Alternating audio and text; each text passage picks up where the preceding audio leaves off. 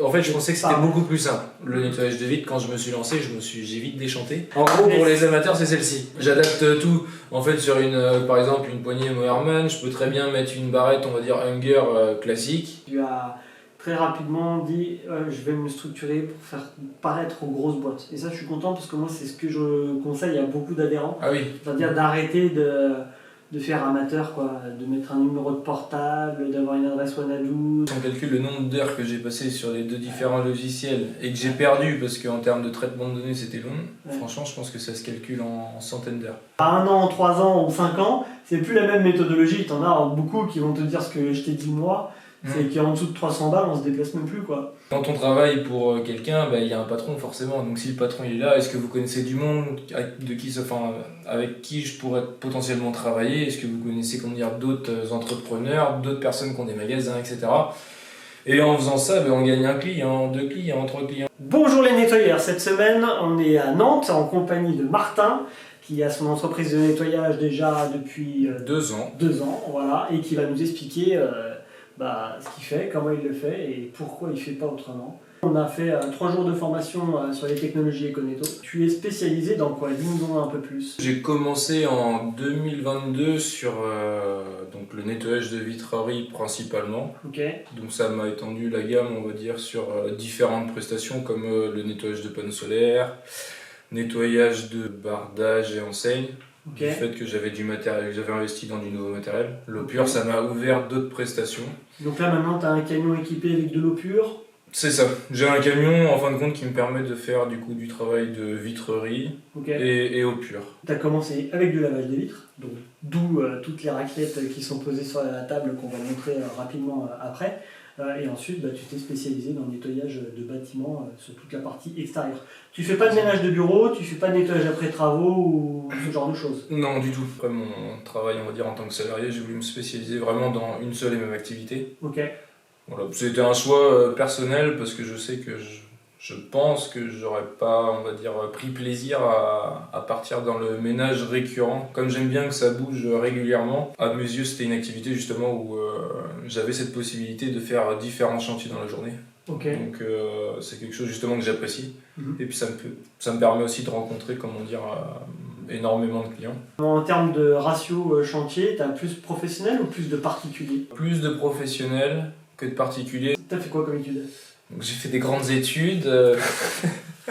Non, à la suite du lycée, j'ai fait donc une école d'ingénieur à l'ICAM à Nantes. Une école d'ingénieur en parcours intégré, donc c'était 5 ans directement à l'ICAM. Okay.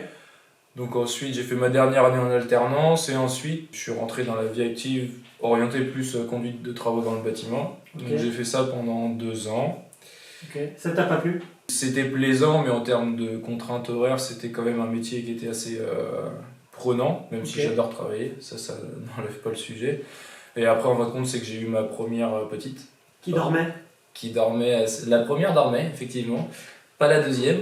Donc ça m'a amené à me rapprocher. Ouais. Et donc après, j'ai refait le métier de conducteur de travaux, pareil, même plus sur tout ce qui est signalisation routière. C'est pareil, je faisais des horaires assez conséquents, un travail que j'appréciais pareil fortement, mais je m'y retrouvais pas sur la vie pro, vie perso. Voilà. Okay. Et puis après, en termes de salaire, je m'y retrouvais pas non plus, mais voilà, donc j'ai préféré sortir du cercle du salariat. Ingénieur, mais t'as quand même décidé d'ouvrir une société de nettoyage. Ouais, j'avais déjà eu l'idée au collège, après c'est parti comme un coup de tête. Je me suis dit, bon allez, go, je fonce, j'y vais, et puis on verra la suite. Ok, puis après le côté un peu challenge. Ouais, c'est ça. Ouais. Défi, puis en fait je me suis retrouvé là-dedans. Je me suis, on va dire... Alors j'aime pas trop ce terme, mais je me suis plus révélé. Au final, maintenant que j'ai mon entreprise, je suis moi-même. Ouais. Les clients, je les choisis. Est-ce qui te plaît le plus, le côté trouver des nouvelles techniques et des nouveaux produits, ou plus le côté commercial, relationnel?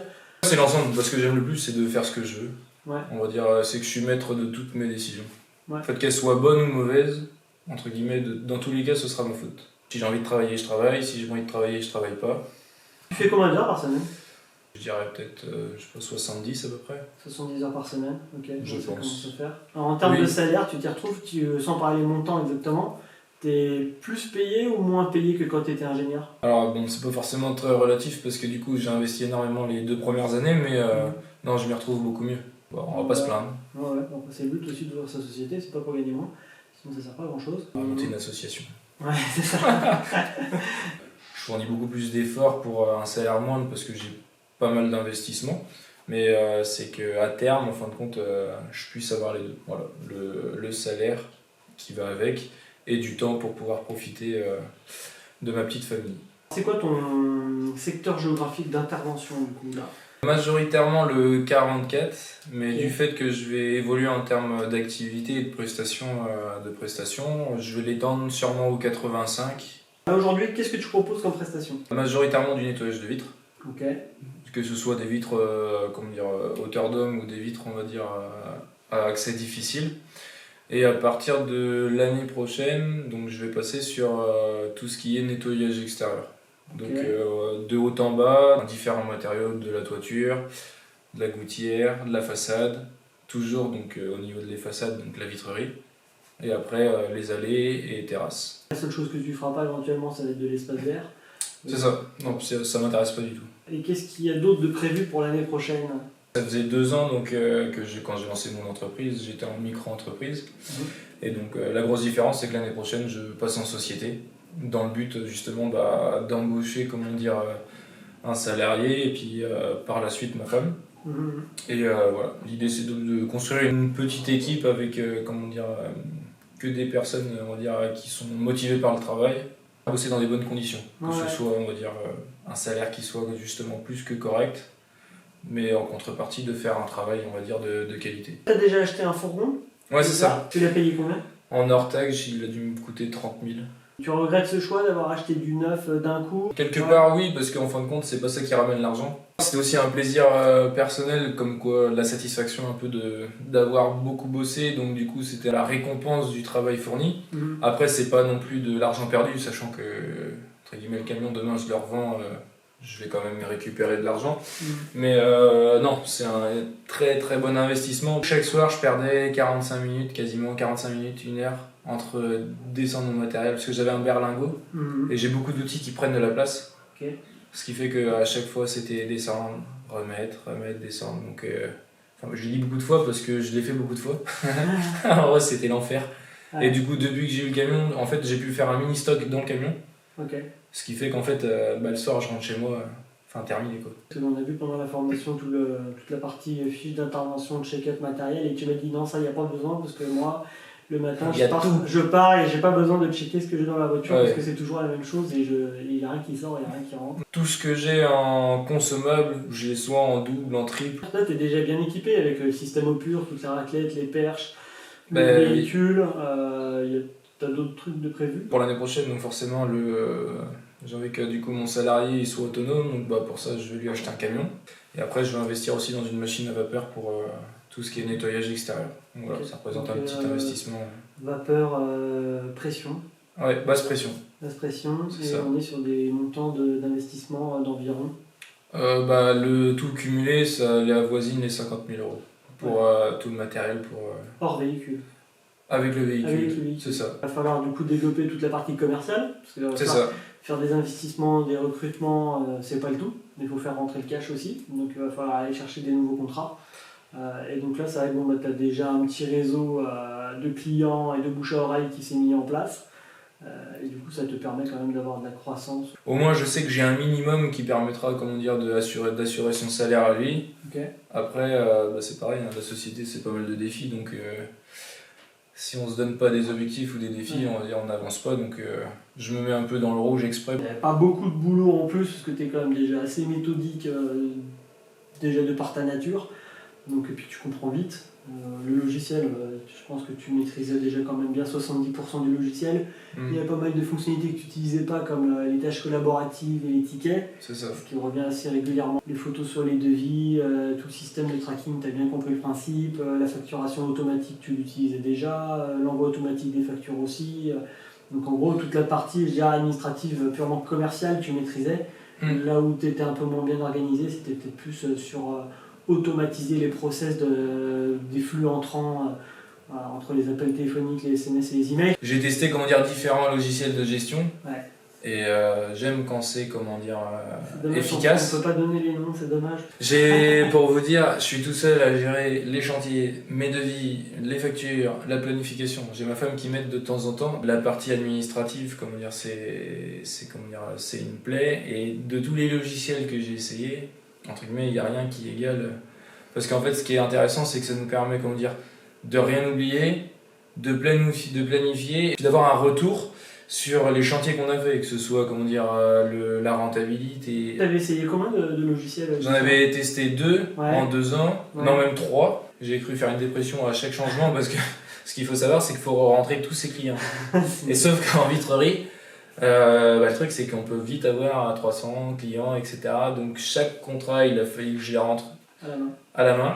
Donc je l'ai fait sur 3 logiciels. Oui, alors après sur Econito, ça va quand même beaucoup plus vite. Il faut laisser Voilà. les cartes de visite et les adresses postales. C'est ça. Puis en termes de prise en main, il est facile. Il est ludique. Il est moche, mais Ça par contre, il est sacrément moche. Franchement, il est dégueulasse. Si on doit parler honnêtement, si on parle franchement. C'est moi qui l'ai dit en premier. Hein. Derrière, au-delà de ça, enfin, je veux dire, c'est une machine de guerre. Ouais, c'est-à-dire, ton logiciel, il est sous-coté. Il est sous-coté. Non, ouais, franchement, il est sous-coté. En fait, c'est comme ça que je t'ai connu, c'est parce que j'avais vu les commentaires sur un groupe Facebook, la pertinence, on va dire, des commentaires de Jonathan. Après, je vais pas lui lancer trop de fleurs. Mais du coup, c'est ça que j'ai aimé. Dans le sens, on fait une chose en la comprenant. On fait pas une chose parce qu'on nous a dit de faire. Et moi, je fonctionne comme ça dans le boulot. Avant, j'étais conducteur de travaux. Nettoyer une vitre, je savais pas nettoyer une vitre. J'ai appris tout par moi-même. Et donc, si je comprends pas, en fin de compte, ça me plaît pas. Donc, j'essaye de comprendre le pourquoi du comment. Et c'est ce que j'ai retrouvé en gros à travers tes réponses dans les commentaires. Ce qui me fait beaucoup rire d'ailleurs. Pourtant, je t'avais taclé et tout, j'avais pas Il m'avait taclé. Il m'avait taclé dans un commentaire, je me suis dit, je vais me le faire. Je me suis dit, je vais attendre. J'avais essayé des logiciels entre temps quand même, pour essayer de voir ce qui se passait. Puis après, je me suis dit, allez, ce logiciel, je le sens bien, je vais tester. Au moment de l'interview, ça fait 1 mois et demi que je l'utilise. Et déjà là, je sais que je changerai pas. C'est mort. Ce que j'aime bien aussi, c'est qu'il y a une réactivité. Pour en avoir testé plusieurs, à chaque fois on pose une question, ça nous répond 4, 5 jours après, 2 semaines. Sauf que quand on est une entreprise, on n'a pas envie de se faire répondre 2 semaines après. On travaille avec les meilleurs, ou pas. Mais on en rigole, mais en vrai c'est que c'est un plaisir. C'est de bosser avec des entreprises justement où ça suit. Tous les mails que le service d'assistance reçoit, je les vois moi aussi sur mon PC. Mon frère Julien, qui n'est pas du tout au service d'assistance, les voit aussi sur son PC.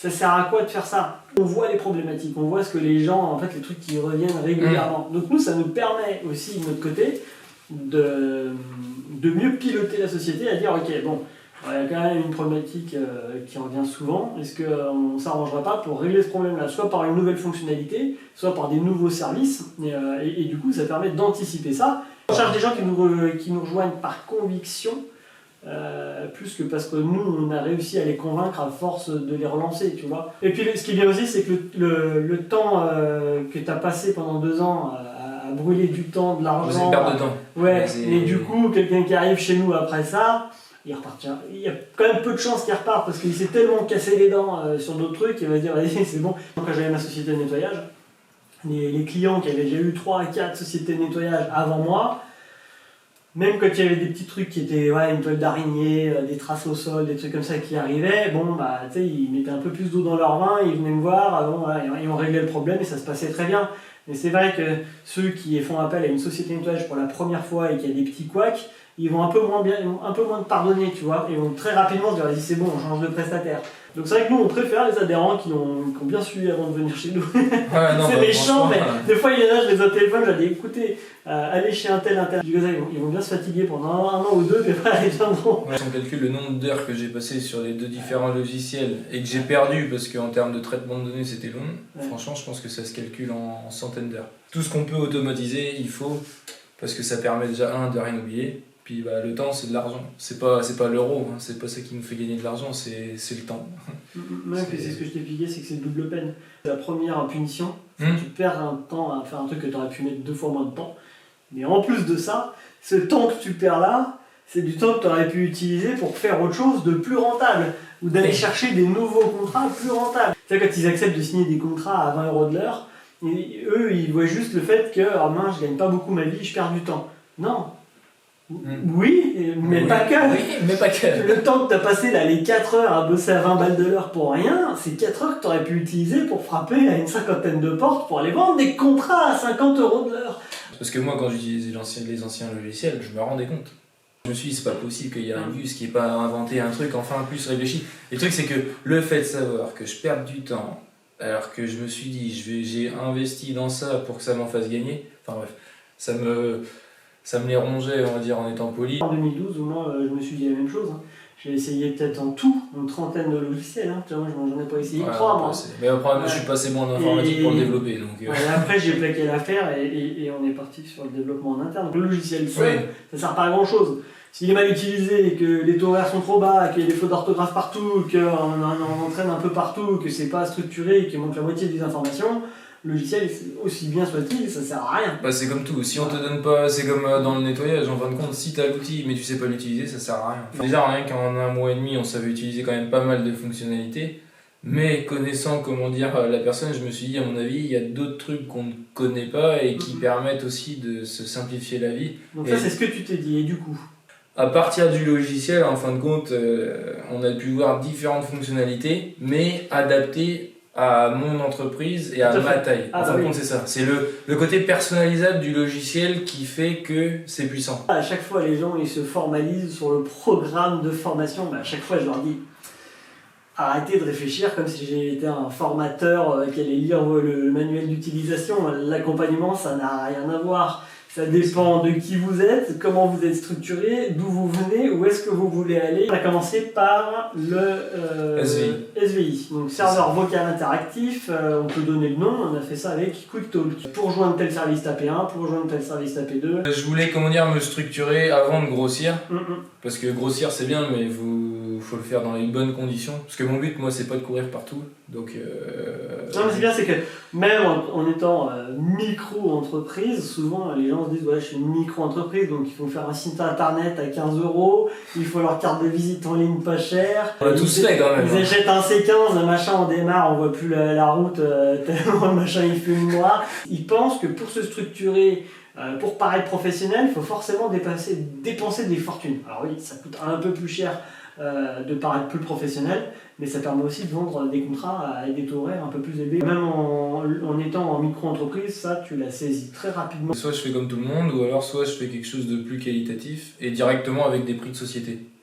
Parce qu'aujourd'hui, c'est triste à dire, mais si on dit, on raisonne, je vais mettre un prix parce qu'en micro-entreprise j'ai que 23%, bah, vis-à-vis du client, le client il va se dire oui, ok, c'est bien, t'es micro-entrepreneur, donc quand tu vas passer en société, je vais trouver un autre micro-entrepreneur. Alors que moi, mes clients, je les fidélise, donc ça veut dire que le prix, que je sois en micro ou que je passe en société, ça ne s'abandonne pas facilement parce que je suis passionné, mais c'est vrai que c'est énergivore au début. Parce que chaque avancée, ça demande des nouvelles connaissances, que ce soit sur l'administratif, que ce soit sur le technique, il faut travailler. C'est ça le maître mot. Tu as très rapidement dit je vais me structurer pour faire paraître aux grosses boîtes. Et ça, je suis content parce que moi, c'est ce que je conseille à beaucoup d'adhérents. Ah oui. C'est-à-dire d'arrêter de faire amateur, quoi, de mettre un numéro de portable, d'avoir une adresse Wanadoo. Faut pas faire amateur en fait. On a le droit de se structurer, et même comme une grosse boîte, malgré qu'on soit un petit artisan. Quoi. Mes clients, quand j'interviens, c'est pas le laveur de vitres, c'est soit Martin ou j'en sais rien, ça peut être quelqu'un d'autre, c'est plus on a une vraie revalorisation de notre métier. Et en fait, compte, même les gens le soulignent en disant ouais, ce que vous faites c'est vraiment qualitatif. C'est pas juste l'entreprise de nettoyage de vitrerie, non, ils savent que derrière il y a une vraie marque. On a mis en place du coup tout le système de tâches tickets avec les checkpoints qu'on a tout paramétré ensemble. Adapté à mes activités. Ça permet, on va dire, de rien oublier. Ou de pas perdre de temps parce que justement on a oublié de demander une information, d'y retourner. Ah bah tiens, on a oublié de demander comment dire l'adresse mail. Alors en soi, il n'y a rien de grave, hein. La personne ne va pas nous tuer.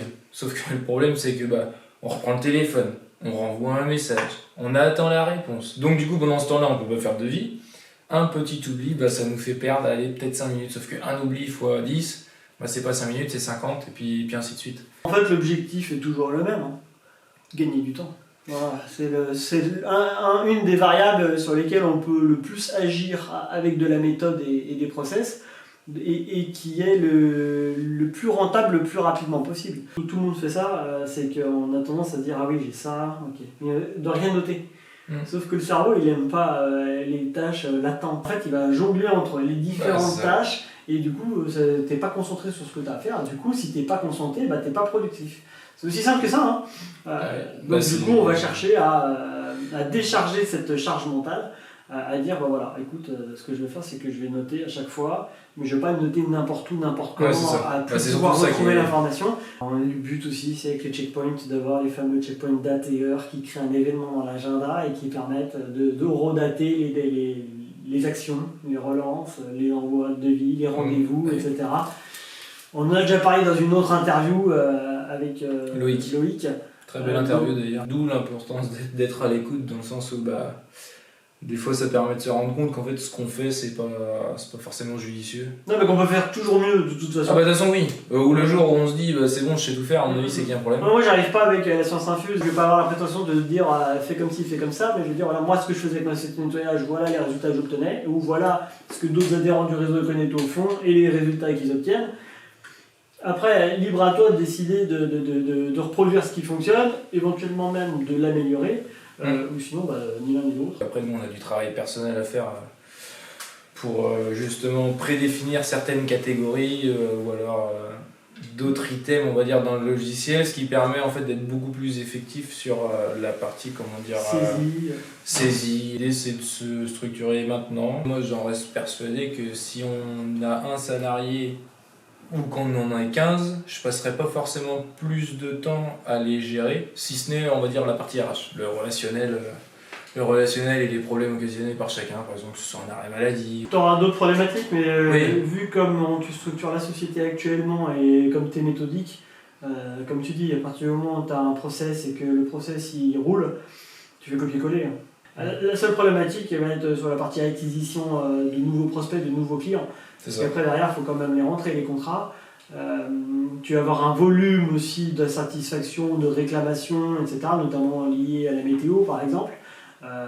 Donc là forcément, le téléphone risque de sonner un peu plus. Donc là, il va falloir mettre en place d'autres process, on en reparlera à ce moment-là. Tu t'inquiètes pour des trucs négatifs qui te sont pas encore arrivés. Ouais, c'est ça. Tu stresses pour rien en fait. Des fois je vais stresser. S'il m'arrive ça, attends que ça t'arrive déjà, et puis bon, éventuellement on peut déjà minimiser le fait que ça t'arrive. Moi des fois je me dis, alors attends, si je suis à 3 salariés, comment je vais m'organiser? Parce que du coup, si dans 3 ans je fais tant de chiffre d'affaires, je vise toujours plus que ce que je peux, entre guillemets, je pense réellement atteindre. Et je me dis, tiens, si je dois aller là, par où je dois passer? Donc des fois, en fin de compte, c'est vrai que je m'emballe, on va dire, un peu en me disant, tiens, il peut m'arriver ci, il peut m'arriver ça. C'est ce qui me permet aussi des fois d'éviter certains problèmes. Mais ça m'embrouille le cerveau par contre. Un défaut premier, c'est par exemple externaliser, la partie organisation, traitement des devis par exemple, des factures. Parce que ma plus-value, elle est pas là. Et c'est ça qu'aussi, j'en reviens au logiciel.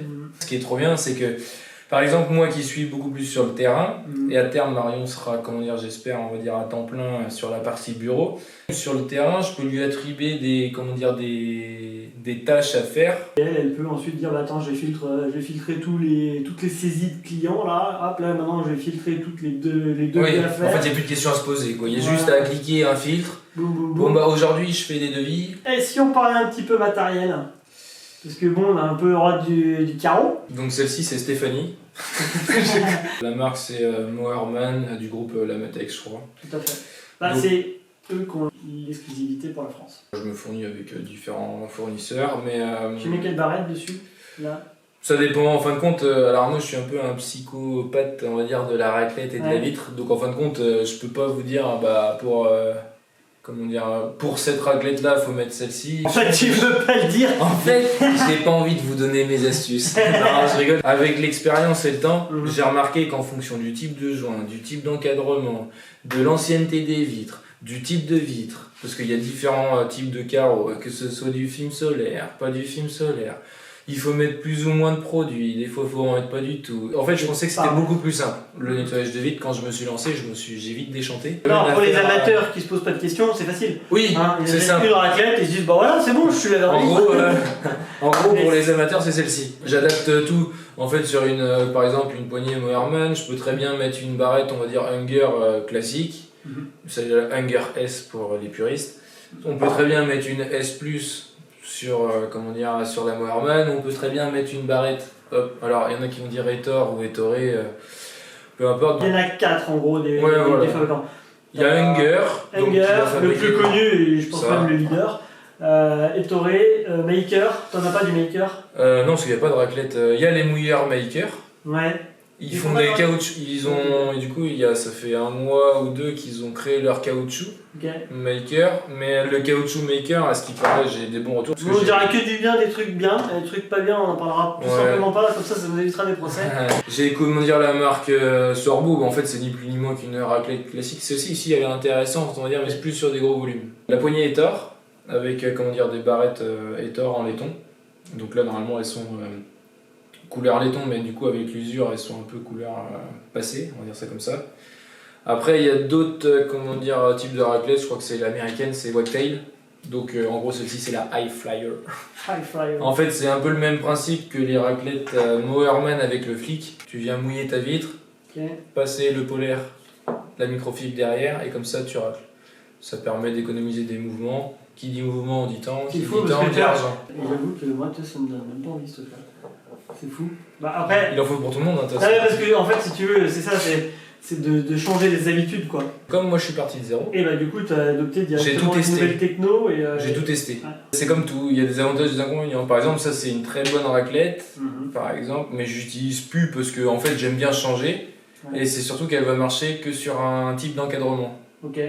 Donc sauf que ça c'est un avantage, qu'elle fonctionne sur un type d'encadrement. Puis là, par contre, ton joint il va même pas jusqu'au bout. Non, parce qu'en fait c'est moi qui les recoupe. Par contre l'inconvénient c'est que si on travaille en hauteur, et bah du coup ce qui fait que une fois qu'on mouille, mais une fois qu'on racle, en fin de compte toute l'eau tombe par terre. Après c'est comme tout, en fonction de si c'est un professionnel, si c'est un particulier. Donc déjà ça. À quelle hauteur sont les vitres? À quelle hauteur c'est la vitre? Est-ce qu'il y a de la peinture? C'est ça. Est-ce que la peinture elle est lessivable? Est-ce qu'elle n'est pas lessivable? De toute façon il n'y a qu'à voir mes avis Google et puis vous allez c'est voir, vrai. Alors ça c'est pas mal, on peut en parler. T'as bien travaillé, t'as pas chômé. T'en as, alors, au moment de l'interview, 87 avis avec une note moyenne de 5 étoiles. Voilà. J'en ai eu une étoile. J'ai pas répondu à cette fameuse dame. Elle m'a laissé un mauvais avis parce que j'ai pas répondu au téléphone. Parce qu'après, on peut me dire que j'ai 1 sur 5. En vrai, je peux l'accepter si par exemple j'ai fait une erreur de prestation. Mais là, en gros, c'était pas le cas. On n'a jamais travaillé ensemble. T'as fait retirer l'avis? On a fait retirer l'avis. En fin de compte, j'ai signalé l'avis avec une dizaine de comptes. T'appelles pour qu'ils te laissent un avis, t'envoies des mails, t'envoies des SMS? Non, je leur demande à la fin de la prestation. Je dis si ça s'est bien passé. Systématiquement après systématiquement quand j'y pense. La pub, c'est eux, c'est nos clients. Quand on a le choix sur Amazon entre une poupée, on va dire c'est la même. Enfin, une poupée pour enfants, peu importe, ou un jouet. Il y en a un qui a 5 étoiles, l'autre il a 4 étoiles.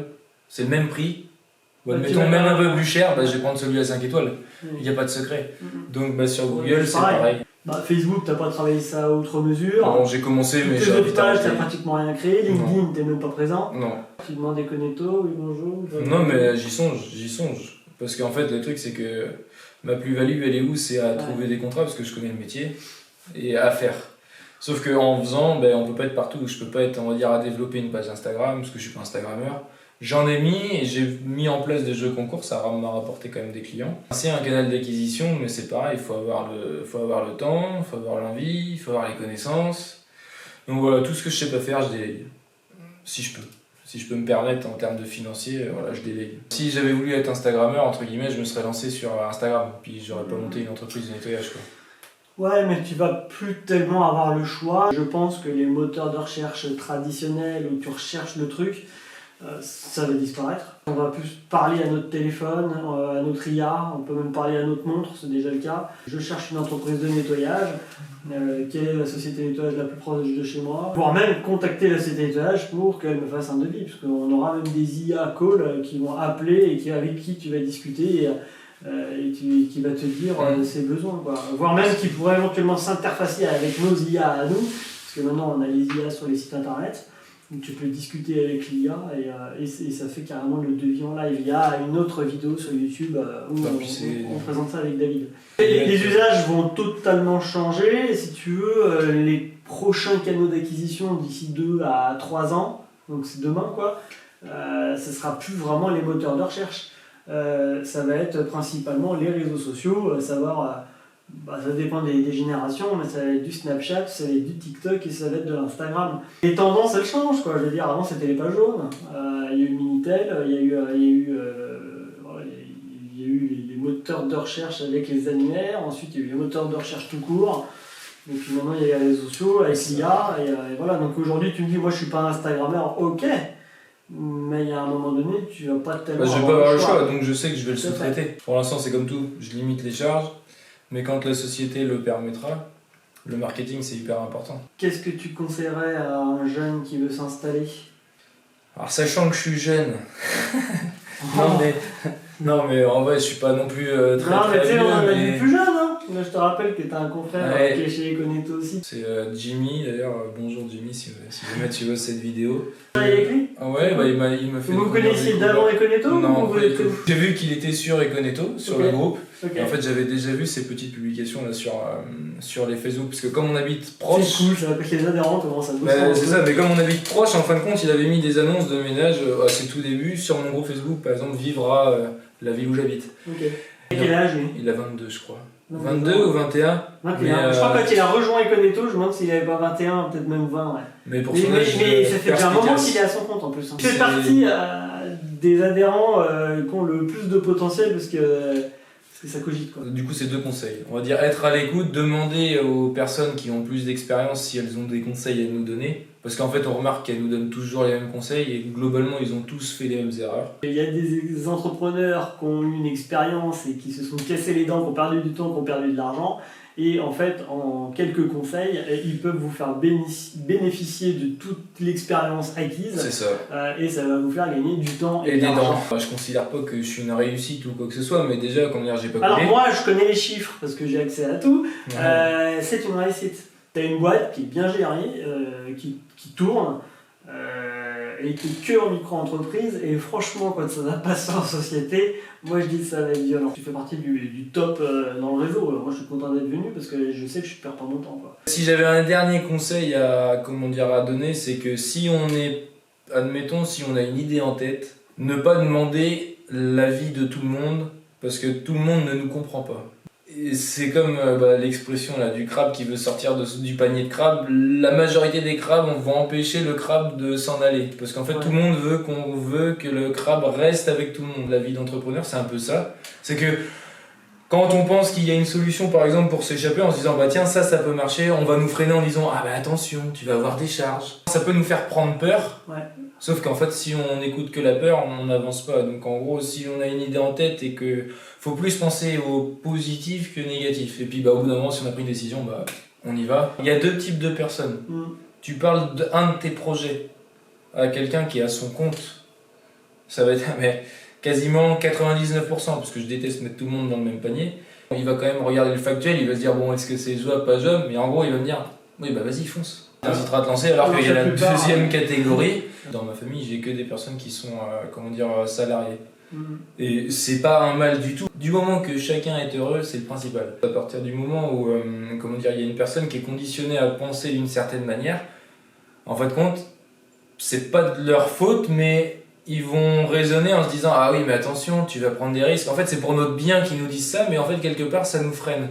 Ils vont parler d'un environnement, d'un monde qu'ils ne connaissent tout simplement pas. Ton premier conseil, c'était d'écouter des entrepreneurs qui ont d'expérience. C'est ça, pour éviter de faire les mêmes erreurs. Voilà. Et moi, je reprendrai là-dessus en disant tous les entrepreneurs ne se valent pas. Voilà. Il faut quand même rappeler que nous, chez Econeto, on blacklist énormément de sociétés qui veulent nous rejoindre pour plein de raisons.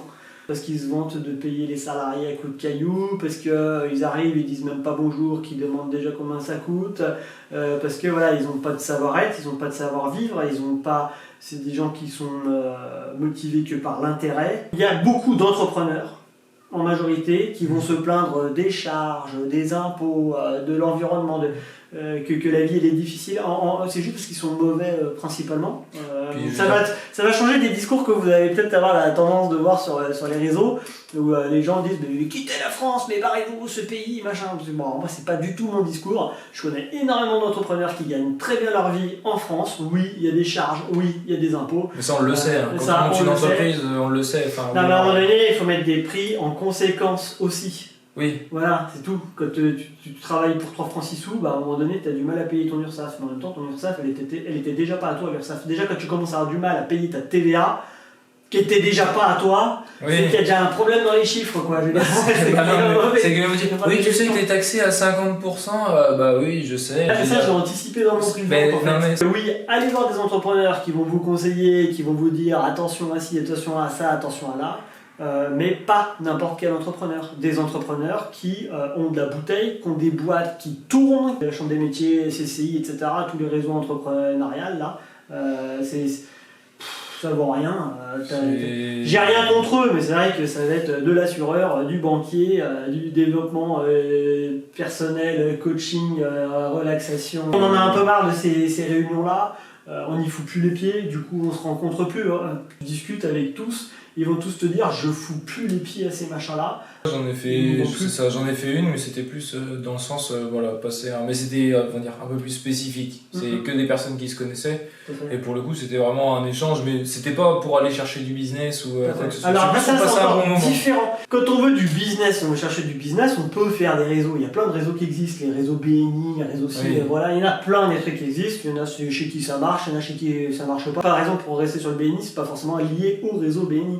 C'est que déjà il y a des groupes de BNI. On était sur l'objet de trouver des conseils en gestion d'entreprise. C'est quoi l'état d'esprit qu'il faut avoir pour gérer son entreprise correctement et pour enlever les pensées limitantes, quoi, de dire ça j'y arriverai jamais, je pourrai jamais signer avec un gros client parce que je suis trop petit. Donc je vois les contrats que tu as réussi à signer en étant en auto-entreprise. Le syndrome de l'imposteur où les gens ils se disent avant même d'avoir commencé, ils se disent déjà qu'ils vont pas y arriver ou qu'en fait ils seront pas pris au sérieux. Des fois pendant le devis, moi ça m'est arrivé de faire le tour de la maison en me disant mais est-ce que je vais envoyer ça, je vais envoyer ça. Je suis en train d'hésiter sur la tarification en disant ouais c'est trop cher. Connaissant on va dire le fameux syndrome de l'imposteur et que je suis comme ça, bah des fois je m'obligeais à me dire bon bah vas-y envoie le devis, tant pis, envoie-le et au final bah ça passe. J'ai signé le devis pour une touche de façade, bâtiment à 25 000 €, tu vois.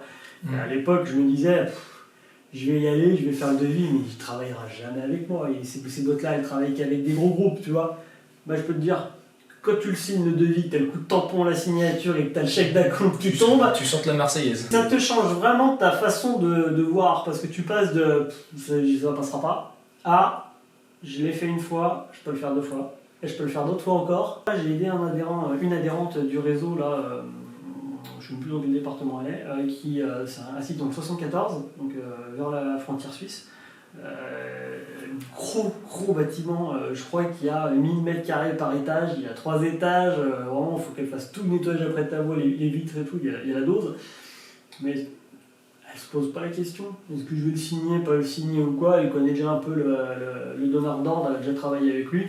Elle y va quoi. Non Jonathan, comment je fais pour chiffrer ça? Je dis pas, vache, tu vas pas de ma marque quoi, le contrat, vu la taille de ta société, oh mais c'est pas grave, à 1 an, 3 ans ou 5 ans, c'est plus la même méthodologie, t'en as beaucoup qui vont te dire ce que je t'ai dit moi, c'est qu'en dessous de 300 balles, on se déplace même plus quoi.